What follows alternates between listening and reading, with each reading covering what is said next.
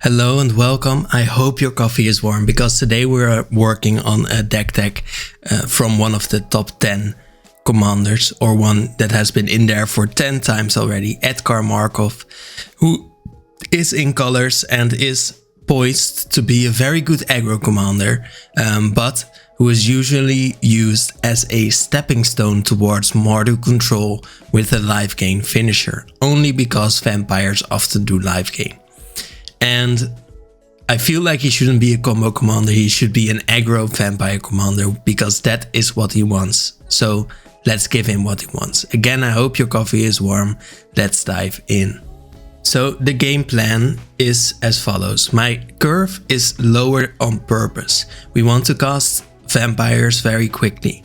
So where usually decks go from 3.5 to 4.2 mana value on average, mine average at a 3.2 already, and Edgar goes even lower because we are aggro. Edgar's mana value, average mana value, is only 3.05. So that is not a lot, and many people would scream at me to play more late game stuff, but we want to be actual aggro. So I play Master of Dark Rites, for example, which is a great small vampire for just 1 mana that can add some mana when you sacrifice another creature. You can only cast this to cast other vampires, so that is the biggest drawback here. But it's also just a 1 mana vampire, which really helps a lot. And for example, on 2 mana we have Stanchion Sanguinist, which is great for having some reach, and reach is actually very important here too. This one gets prepared when you target an attacking creature with their ability and deal damage to your opponents with it, and then you will get an Exsanguinate to finish your opponents off, so that you can win with Drain while not even doing the actual combo. So we need our vampires to be very small, we need to have a lot, and we need to actually cast them to get the extra 1/1 black vampire creature tokens from our commander. Our commander, by the way, which is very special, doesn't need to be on the battlefield. Didn't even say that. Also, Edgar, when he attacks, you put a +1 counter on each vampire you control. And there's more abilities like this, which means that small vampires will give you even more value for that second ability. So actually, we want to play our commander in this version of Edgar Markov. So we lord up our cards or vampires with cards like Shared Animosity, which will give you a power for every other creature with the certain type that's attacking with your other creatures. And Vampire Socialite, which is a very great way to do the same, but in a more permanent manner. When Vampire Socialite enters the battlefield, if an opponent lost life this turn, you put a +1 counter on each other vampire you control, and this thrives in an aggro environment. So there are many other effects too. I will shout them out. For example, we have Door of Destinies. Door of Destinies is a pretty... well, it's pretty good. You choose vampires, and then when you cast a spell or a vampire spell, you put a charge counter on it, and then other vampires will get +1/+1 for every charge counter on it. So that is great. But we also have Coat of Arms, which is very, very classic. It will just give a +1/+1 for each other creature that shares at least 1 creature type with it. So every vampire will give a +1/+1 to every other vampires, turning every one of them into a lord. Now, in every one of these deck videos, I will be talking a bit about the lore. Edgar was the first vampire on Innistrad, so it's fitting to grant him dominion over them in this deck. Many years ago, Innistrad was a starving world. Edgar was weakened and was convinced into performing a ritual on an angel by a demon, and became, together with his sons and grandson, the first vampires of Innistrad.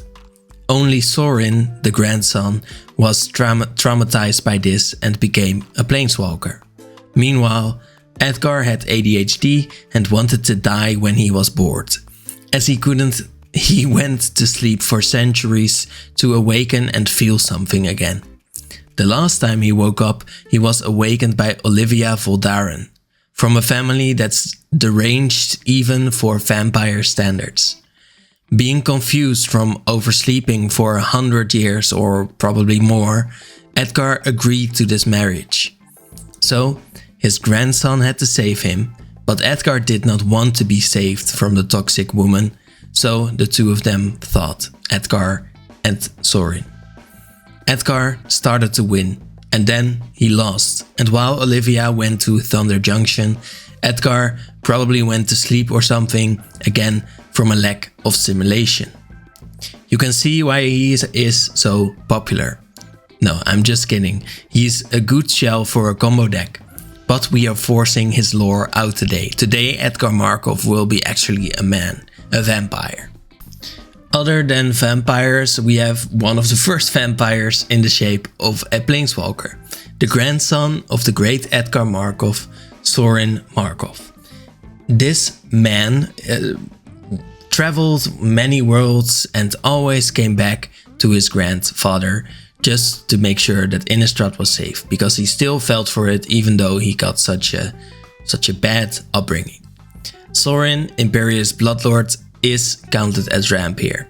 Other than him, we don't have too many weird ramp spells, but Sorin says you may put a vampire creature card from your hand into onto the battlefield.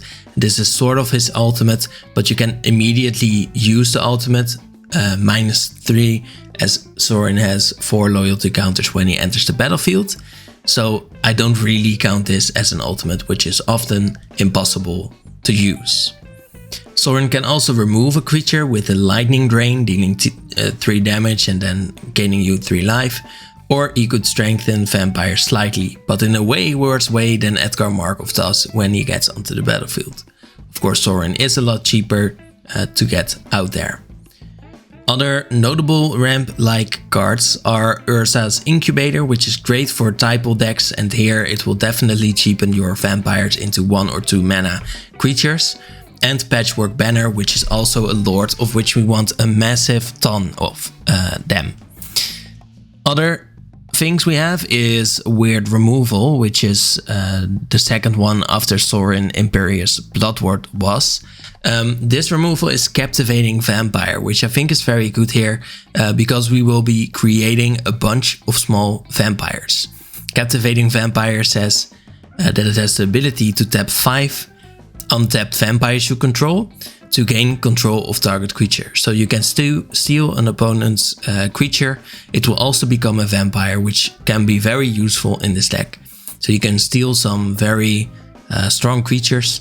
Do make sure that you think about dealing as much damage as possible, but this could be a nice way to remove a blocker or create a great attacker for yourself, of course. This is, I think, the most weird one, but in Mardu we have a lot of other options for removal, so this should be a very strong suite. The only notable board wipe, which is also a very strong group of cards in our color combination, the only notable one is Olivia's Wrath. It's a bit weird because it only works in vampire decks. Every or each non-vampire creature gets -X until end of turn, where X is the number of vampires you control. So make sure you have 5 or 6 vampires, and most of the time you will have a one-sided board wipe. And these can be finishers, so that is why I agree with having this 5 mana card in this deck. For card draw, Welcoming Vampire is very good. It is already very good in many aggro strategies, drawing for every small creature that enters, but only once each turn. But this Welcoming Vampire will be very strong, as it is also a flying 2/3 that gets strengthened by all of your effects and therefore will be a double duty card in this deck.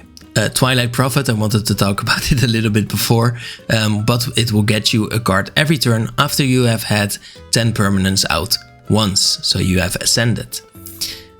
It is very easy to get those 10 permanents out, so very soon you will get to draw a card. It's not really drawing a card, by the way, it's at the beginning of your upkeep. You reveal the top card of your library and put it into your hand. which feels like card draw, and then each opponent loses X life and you gain X life, where X is that card's mana value. Again, our mana value is not really high, but this will still draw us cards and deal at least a bit of damage, which is value. Forerunner of the Legion is very good. It is an uncommon, so it's very cheap still, but it is a tutor for any vampire card out of your library. Any, just vampire cards. Also, whenever another vampire enters the battlefield, target creature gets +1/+1, but that, well, it's still aggro, so it's pretty good here, but it won't help you win necessarily. Emeritus of Woe is the last one, which will get us some advantage eventually. This is a 4-mana creature that enters prepared, meaning it can immediately demonic tutor. For 2 mana you get to search a library for a card, put it into your hand and shuffle. But at the beginning of your end step, if 2 or more creatures died this turn, this creature becomes prepared again. We have a lot of removal, so we can just kill 2 things from our opponents, but we also have a lot of sacrifice effects, which means that we can sacrifice our own creatures to make sure that we get this ability and then tutor for another new vampire. That way, we only need to sacrifice 2 creatures, and with demonic tutoring for a vampire, we will get 2 more vampires back. So this is pretty easy to go on and on. I wouldn't say infinite, but it will go on, and that's pretty good. Now, I want to talk a bit about Reach again. We have talked about Stanchion Sanguinist, which is a very good way to finish out the game, but in aggro commander decks, Reach is very important to have from the get-go. The thing is, things that will ping your opponents every time are still very good in commander, even if it's just 1 damage at a time. But it is very good because your opponents won't see you as a threat because of it necessarily. So take, for example, War Leader's Call, which is a 3-mana enchantment. It will lord your creatures for +1/+1, and then whenever a creature enters under your control, War Leader's Call deals 1 damage to each opponent. Now, you aren't necessarily attacking 1 opponent, meaning you won't necessarily get an enemy, and you will even oftentimes befriend other more aggro players this way. So having a lot of effects like this is very important. You will need it once you won't be able to get in with direct combat damage, and make sure you have a lot of it. That was it for this deck tag. I would like to thank you for watching so much, and I wish you a very nice day. Bye.